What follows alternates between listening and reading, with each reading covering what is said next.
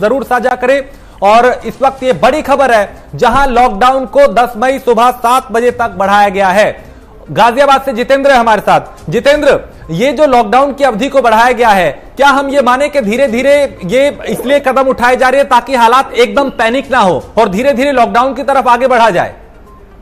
देखिए, हालात पैनिक ना हो ये तो बात मानी जा सकती है, लेकिन लॉकडाउन की अवधि जिस तरीके से लगातार इलाहाबाद हाईकोर्ट ने भी कहा था कि जो लॉकडाउन की अवधि है वो बढ़ाई जाए, लेकिन बावजूद इसके वो जो लोग रोज कमाते हैं और रोज खाते हैं उनके लिए भी कुछ प्रबंध करना बेहद जरूरी है।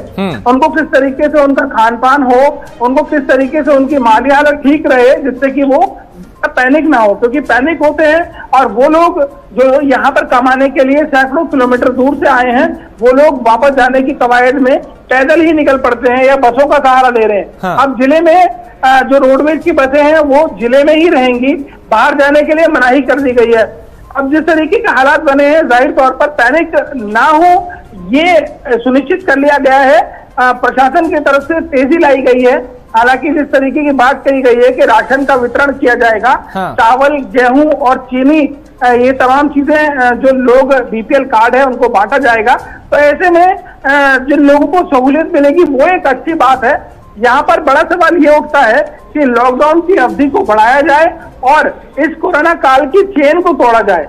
मेन बात यह है कि जिस तरीके की सहूलियत देने की बात कही गई थी, मेडिकल सुविधा की अगर हम बात करें तो वो पूरी तरीके से लचर रही है। ऑक्सीजन की कमी रही है, अस्पतालों में बेड की कमी रही है। अब जिस तरीके के हालात बने हैं, कई अस्पतालों में औचक निरीक्षण किया गया है और जो अस्पताल बाहर बोर्ड लगाकर बैठे हुए हैं कि हमारे पास पूरी तरीके से बेड की व्यवस्था फुल हो चुकी है, उनमें कहीं ना कहीं छापेमारी की गई है।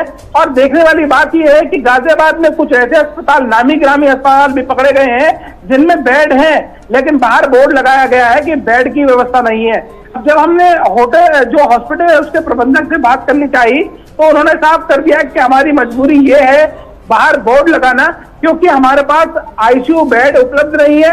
बेड नॉर्मल उपलब्ध है और अगर आईसीयू बेड उपलब्ध है तो उसके साथ साथ हमें ऑक्सीजन चाहिए, जिसका वितरण नहीं किया जा रहा। ऑक्सीजन उपलब्ध ना होने के कारण हम मरीजों को अगर ले लेते हैं और उनकी मृत्यु होती है तो उसका कौन जिम्मेदार होगा। इस वजह से हमने बोर्ड लगाया हुआ। हालांकि उनको दंडित किया गया है, लगभग 1 लाख का जुर्माना लगाया गया है। गाजियाबाद के विजयनगर में फ्लोरस हॉस्पिटल है, वसुंधरा में लीक्रिस्ट हॉस्पिटल है, जिनपे जुर्माना लगाया गया है। बड़ी कार्रवाइयां जाहिर तौर पर हो रही हैं, लेकिन बावजूद इसके अभी दबी जुबान में कुछ ऐसे सक्रिय लोग जो लोग ऑक्सीजन की कालाबाजारी कर रहे हैं, रेमडेसिविर की कालाबाजारी कर रहे हैं और कुछ ऐसी दवाएं हैं जिनका रेट, दाम आसमान को छू रहा है, वो स्टॉक करे हुए हैं। तो अभी कई तौर पर कार्रवाई करनी बाकी है। पुलिस प्रशासन को कार्रवाई करना है। हालांकि अभी जिस तरीके के हालात बने हैं, जाहिर तौर पर राजेश, हालात बिल्कुल उथल पुथल हो गए हैं। गाजियाबाद के लोनी इलाके के विधायक जो है नंदकिशोर गुर्जर, हाँ। वो एडीएम पर आरोप लगाते हैं, एसएसपी पर लिखित तहरीर देते हैं कि एडीएम पर हत्या का मुकदमा दर्ज होना चाहिए। कि किस तरीके के हालात है ये अपने आप में बड़ा सवाल है। एडीएम पर विधायक आरोप लगा रहे हैं, बाकी जो विधायक हैं वो चुप बैठे हुए हैं।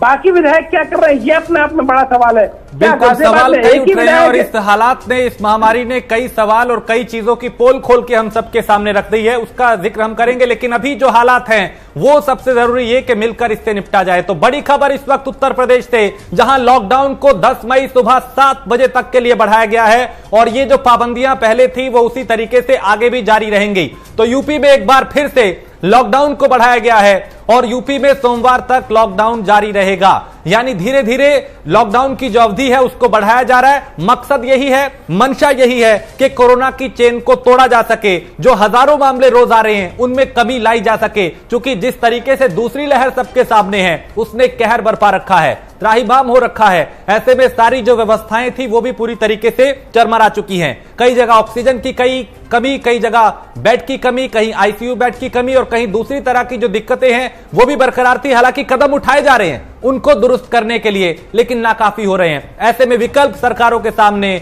लॉकडाउन का ही बचता है, जो आखिरी विकल्प था। जितेंद्र, प्रधानमंत्री ने जब देश को संबोधित किया था तो उन्होंने कहा था कि लॉकडाउन नहीं लगाएंगे। आखिरी विकल्प राज्यों के पास लॉकडाउन होगा। तो क्या उत्तर प्रदेश सरकार के पास भी अब ये आखिरी विकल्प है, चूंकि आजीविका को भी देखना है, लोगों की जान भी बचानी है? जितेंद्र, आप सुन पा रहे हैं? राजेश, जितेंद्र भाई, यही आप? जी जी राजेश, देखिए, आजीविका तब रहेगी जब लोगों की जान बचेगी। अब मुख्य प्रमुखता यह है कि लोगों की किस तरीके से जान बचे। हालांकि जिस तरीके से प्रशासन तैयारी करे हुए है, उससे लग रहा है कि अब ऑक्सीजन उपलब्ध रहेगी, हॉस्पिटल में बेड भी मिलेगा, तो कहीं ना कहीं ये लग रहा है कि अब कहीं ना कहीं लोगों की जान जिस तरीके से जोखिम में पड़ी हुई थी, उसको कहीं ना कहीं काबू में किया जा सकता है। राजेश, हालातों की अगर बात की जाए तो अगर किसी को कोविड-19 हो जाता है, संक्रमित कोई हो जाता है, तो वो अगर अपने घर में रहे तो चलो ठीक है, लेकिन अगर वो अस्पताल जाता है तो उसको बेड नहीं मिलता, बेड मिल जाता है तो ऑक्सीजन नहीं है, ऑक्सीजन मिलता है तो आईसीयू बेड उसके लिए नहीं उपलब्ध है, और अगर मिलता है तो वो बहुत ज्यादा बड़े दामों पर कालाबाजारी हो रही है। ये हालात है। और अगर उसकी मृत्यु हो जाती है तो शमशान घाट पे पहुंचने के बाद उसको लकड़ी उपलब्ध नहीं होती है। ये हालात जिला गाजियाबाद के हैं, बेहद बड़े दुखद हालात हैं। अब इन हालातों से निपटने के लिए प्रशासन पूरी तरीके से तैयारी करे हुए है। टीम 9 का गठन जिस तरीके से किया गया था, टीम 11 पूरी तरीके से फेल हुआ, उसके बाद टीम 9 का गठन किया गया है। टीम 9 ने यह तय किया है कि ऑक्सीजन सबको उपलब्ध रहेगा और राशन का वितरण किया जाएगा जो लोगों की माली हालत खराब है। कुल मिलाकर प्रशासन तैयार है। हालांकि ये अमली जामा पहनाने की बात है या कागजी कार्रवाई की बात है या जमीनी स्तर पर भी इसको किया जाएगा, ये अपने आप में एक बड़ा सवाल है।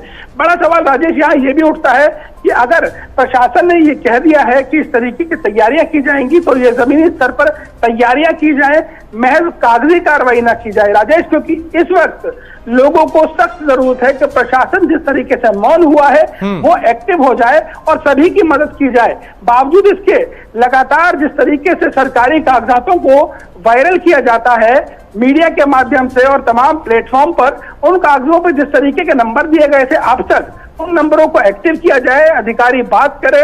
हालांकि अब जिस तरीके से लगातार मीटिंग की जा रही है, अधिकारी एक्टिव होने की बात कही गई है, ऑक्सीजन उपलब्ध कराने की बात की गई है, तो देखने वाली बात ये होगी जमीनी स्तर पर यह काम हो रहा है या केवल कागजी कार्रवाई की बात की गई है। जी राजेश, बिल्कुल, ये बेहद जरूरी है और जरूरी ये भी है कि अब जान है तो जहान है वाला जो संकल्प है उसको भी विचार किया जाए। आजीविका के साथ साथ जान को बचाने सबसे महत्वपूर्ण कदम है। तो इस वक्त ये बड़ी खबर, जहां उत्तर प्रदेश में लॉकडाउन की अवधि को एक बार फिर बढ़ाया गया है और 10 मई सुबह 7 बजे तक पाबंदियां जारी रहेंगी। यानी कोरोना संक्रमण की चेन को तोड़ने के लिए वो तमाम कदम उठाए जा रहे हैं जो बेहद जरूरी हैं।